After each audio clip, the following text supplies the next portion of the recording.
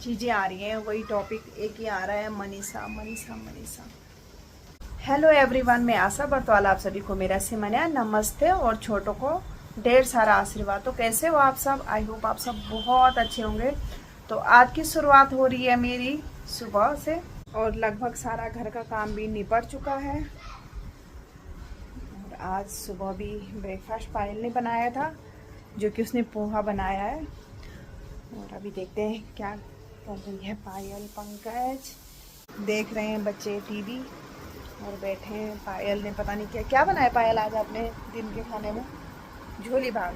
पायल ने आज झोली भात बनाया है, क्योंकि घर में रहती है तो ज़्यादा करके पायल ही बनाती है। ज़्यादा करके भी नहीं, पर जैसे उसके मूड के ऊपर बात है। कभी तो आसानी से बना देते, कभी कहते मेरा मन नहीं है, तो फिर मेरे को ही बनाना पड़ता है उस टाइम। पर इतना भी कर लेती बहुत है। चलो, ये इतना ज़रूरी नहीं है कि सब कुछ आता है कि नहीं आता है। आता भी है ठीक है, नहीं भी आता तो कोई नहीं, सीख जाते हैं बच्चे, ऐसा नहीं है। पर जो सीखने वाली सबसे पहले चीज़ है वो है सेल्फ डिफेंस। तो वो मैं भी सोच रही हूँ कि जैसे कि आजकल के हालात हैं कि हम क्या ऐसे करें जो कि हमारे बच्चे सेफ रहें, क्या ऐसा करें। क्योंकि एक ही दिन में या एक ही महीने में, एक साल में कुछ बदलने वाला ज़्यादा तो नहीं होगा। चाहे वो स्कूल से लेके, जैसे मैं चाहती हूँ कि सेल्फ डिफेंस स्कूल में सिखाएं। क्योंकि स्कूल का ये है कि बच्चों को, जैसे दूर कहीं से भी बच्चे आते हैं तो जैसे अपनी सब्जेक्ट पढ़ते हैं बच्चे, तो स्कूल जब आते ही हैं तो अगर आधा एक घंटा बच्चों ने ये चीज़ भी सीख लिया तो चलो अच्छा है, उनकी सेफ्टी के लिए रहेगा सब। आजकल तो लड़की है क्या, लड़के भी सेफ नहीं है। लड़कों को ये सब सीखना चाहिए। पर रही बात खुद बाद में सीखने की, स्कूल से मैं इसलिए कह रही हूँ कि हर बच्चे को थोड़ा टाइम मिल जाता है सीखने के लिए। क्योंकि स्कूल से बात की बात है कि जैसे एकेडमी है, ज़रूरी नहीं है कि हर किसी के पास में पढ़ेंगे, वो किसी के दूर होंगे और हर पेरेंट्स अफोर्ड भी नहीं कर पाएंगे। कहीं पेरेंट्स तो ऐसे होते हैं कि बच्चों की फीस ही बहुत मुश्किल से अरेंज कर पाते हैं, तो अलग से एकेडमी का फीस वगैरह ऐसा दिक्कत तो होती है। और कईयों का ये है कि सब कुछ होने के बाद में भी एकेडमी दूर पड़ जाता है या बच्चों को उतना टाइम नहीं मिल पाता है कि एकेडमी के लिए अलग से टाइम दे। पहले तो भाई मेरे हिसाब से भाई पढ़ाई से ज़्यादा फोकस बच्चों की सुरक्षा सबसे पहले है। क्योंकि हमारे बच्चे ठीक रहेंगे तो उसके बाद भी है सब कुछ। क्योंकि आजकल बच्चे कहीं भी सेफ नहीं है। हम ये नहीं कहते, हमें नहीं पता कि ऐसे भेड़िया कहाँ छुपे होते हैं भाई। ये न्यूज़ देख के, मनीषा वाला न्यूज़ देख के, खैर वैसे तो कुछ ना कुछ होता ही रहता है, कभी कुछ तो मैं ज़्यादा करके न्यूज़ नहीं देखती हूँ, मेरे से ये चीज़ें इतनी बर्दाश्त भी नहीं होती फिर। पर मनीषा वाला बार बार रिपीट आ ही रहा है फ़ोन पे, पूरा फेसबुक, हर चीज़ में वही है। तो अब ये भी हो, मुझे तो ये भी लगता है कि चलो देख भी लेती हूँ बार बार कि उन दोषियों को सज़ा मिली, वो पकड़े गए। होता नहीं है कि एक जिज्ञासा होती कि नहीं भाई मेरे को देखना है कि वो लोग पकड़े गए, हमारी सरकार क्या कर रही है, हमारी जनता क्या कर रही है ना। तो इस वजह से जैसे पायल पहले छोटे छोटे नेल्स भी हो जाते थे उसके, तो मैं लग जाती कि नहीं बेटा अभी से नहीं रखने, काट दो, नहीं अच्छे नहीं है बेटा। तो बीच में उसने रखे हुए थे थोड़ा थोड़ा, तो उस टाइम भी मैंने बोला भी था कि मत रखो। और पापा भी कहते बेटा गंदगी है, मत रखो ये सब चीज़ें, नाखून वगैरह। पर अब मैं कहती हूँ, और उसके पापा भी कुछ महीनों से, कुछ टाइम से, कि हाँ भाई रखना चाहिए लड़कियों को। सबसे पहला हथियार है अपने नाखून। अगर लड़कियों के हाथ में नाखून है, एक शेरनी के जैसे वो मुकाबला कर पाएगी, है ना। एक दो जो से तो और कुछ नहीं, तो उन एक शेरनी के जैसे उनका तो मैं तो कहता आँख ही निकाल दें, ऐसे घाव देते वो उनको कि वो कभी सोचेंगे भी नहीं। जितने भी लड़कियों के पेरेंट्स हैं सबको ये चीज़ सोचनी चाहिए, क्योंकि हमें सबसे पहले अपने बच्चों की सेफ्टी है। हमें पहले अपने बच्चे हैं, उसके बाद सब चीज़ें हमारे लिए। तो मैं भी अपनी बेटी के नाखून रखवा रही हूँ कि रखो बेटा नाखून। उसके पापा मैं पहले बिल्कुल मना करते कि नहीं रखने हैं बेटा, नहीं रखने हैं। तो अभी हमने खुद अलाउ कर दिया है कि नाखून रखो, क्योंकि समय ना देख के नहीं आता, कभी किसी के साथ कुछ भी हो सकता है। पहले से ही चौकन्ना रहना बहुत ज़रूरी है। और उसके पापा और मैं दोनों सोच भी रहे हैं कि इसके लिए क्या ऐसा करें कि ये सेल्फ डिफेंस कर सके। अपने स्कूल के भरोसे तो नहीं रह सकते।